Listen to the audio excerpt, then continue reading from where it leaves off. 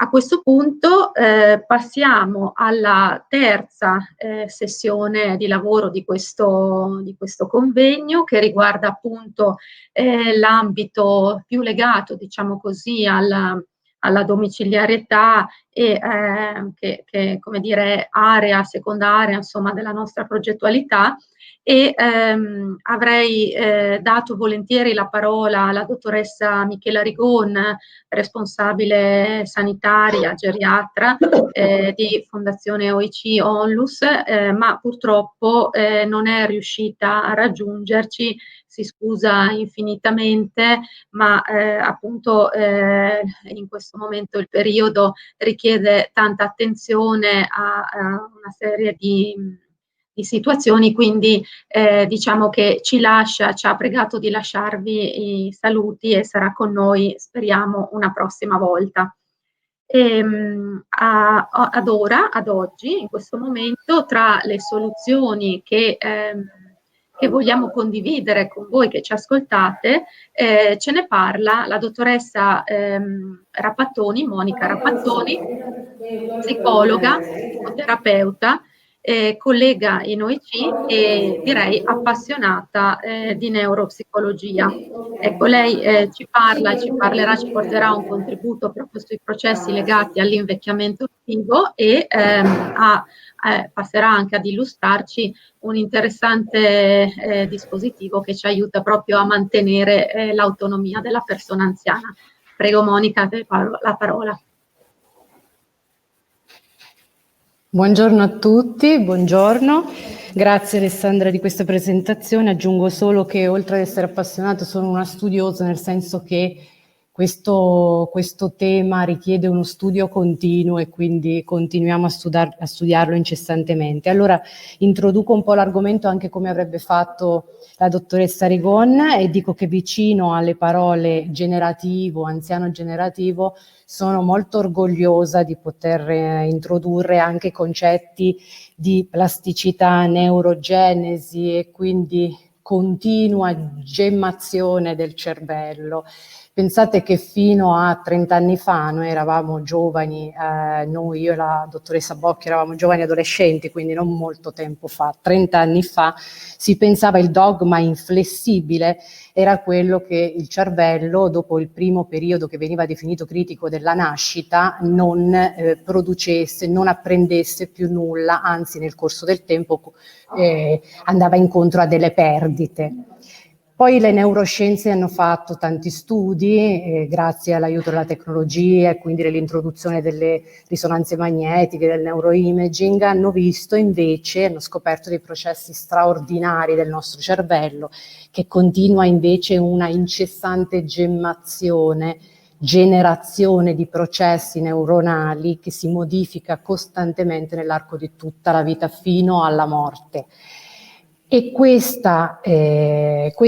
grandissima definizione scoperta, ovviamente ci si arrivò attraverso degli studi straordinari, bellissimi, pubblicati in tutto il mondo, di cui ne ricordo uno, che è senz'altro secondo me il più simpatico di tutti, mi viene da dire, oltre che fu anche uno dei più illustri, che è quello dei tassisti di Londra. Pensate che i tassisti a Londra, ecco, vedete, l'urbanistica di Londra è una delle urbanistiche più difficili da memorizzare al mondo, è un'urbanistica molto complessa. I tassisti dovevano memorizzare 25.000 mappe della città. Allora all'epoca i miei illustri colleghi decisero di studiare il loro cervello e videro incredibilmente che la struttura deputata ai ricordi, quindi alla memorizzazione, che si chiama ippocampo, era in questi tassisti di volume più grande rispetto alla norma. Ed è una struttura che vediamo nella zona temporale del nostro cervello, eccolo qua, no? È quella parte più celestina, quella struttura lì, e loro ce l'avevano di volume più grande. Pensate che cosa straordinaria. Ovviamente ci furono tantissime critiche rispetto a questo, perché dicevano no, uno fa il tassista perché nasce con l'ippocampo più grande. Allora presero gli studi e dimostrarono che l'ippocampo aumentava di volume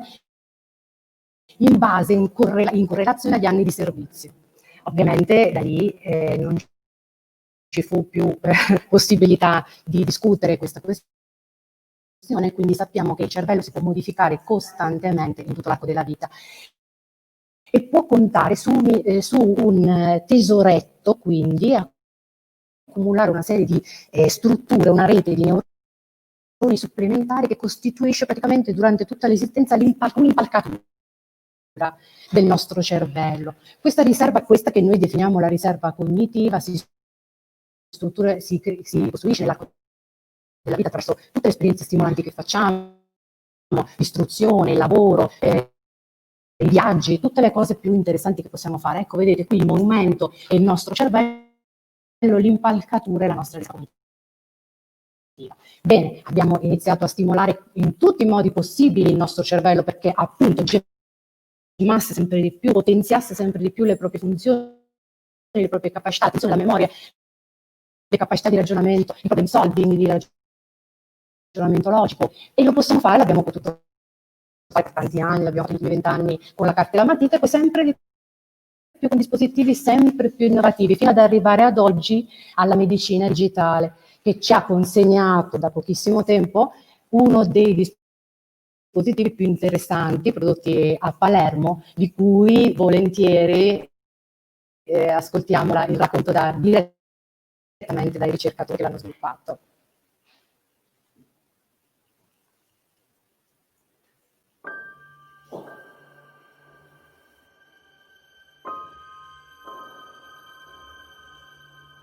Il tema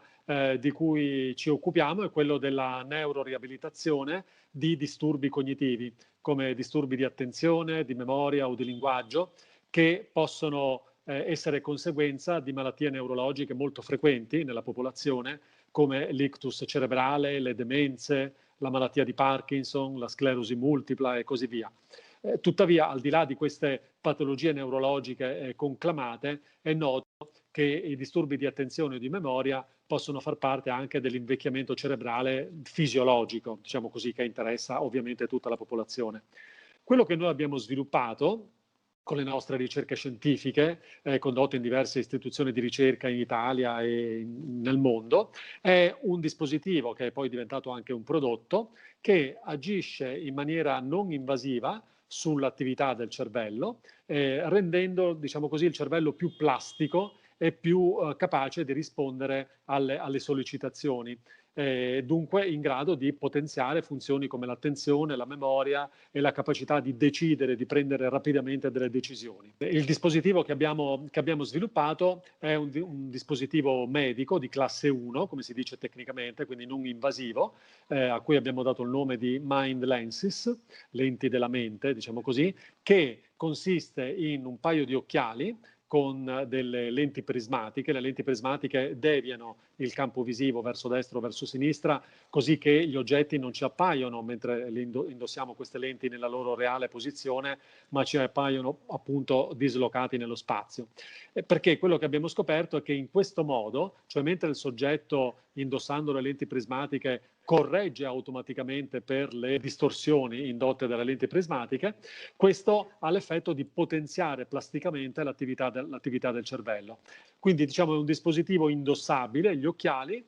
inserito in una terapia digitale dei cosiddetti serious games che potenziano le funzioni cognitive. Il tempo di utilizzo, e questo diciamo che è uno dei vantaggi che conseguono questa scoperta, è un tempo piuttosto breve, nel senso che per ottenere un effetto di modulazione plastica, per così detta, del cervello, dunque di potenziamento delle funzioni cognitive, sono sufficienti 10 sessioni consecutive, ciascuna della durata di circa 10-15 minuti. Quindi tipicamente un modello di terapia va dal lunedì al venerdì per 2 settimane consecutive, con ciascuna sessione che dura 10-15 minuti. Per quanto riguarda l'età, non ci sono, diciamo così, delle indicazioni stringenti, nel senso che il prodotto può funzionare bene sia in età evolutiva, ad esempio per i ragazzini con disturbi dell'attenzione, i disturbi del neurosviluppo, sia nel paziente più anziano, ad esempio il paziente con demenza neurodegenerativa di Alzheimer, che comunque riesce a beneficiare di questo potenziamento della plasticità del cervello indotto dal prodotto.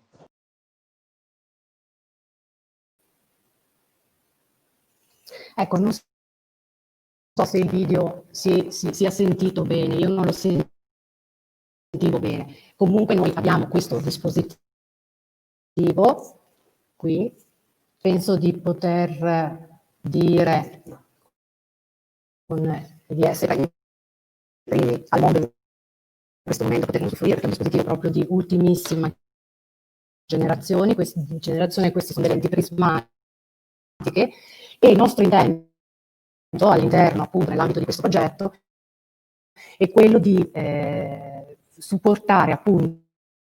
tutto il sistema potenziale, fare in modo che il cervello di tutti i nostri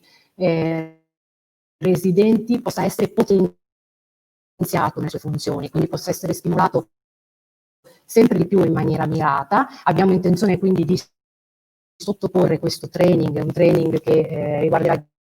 10 sedute, ogni seduta di 10 minuti, per ogni abitante appunto della residenza Airone, nell'ottica appunto della prevenzione.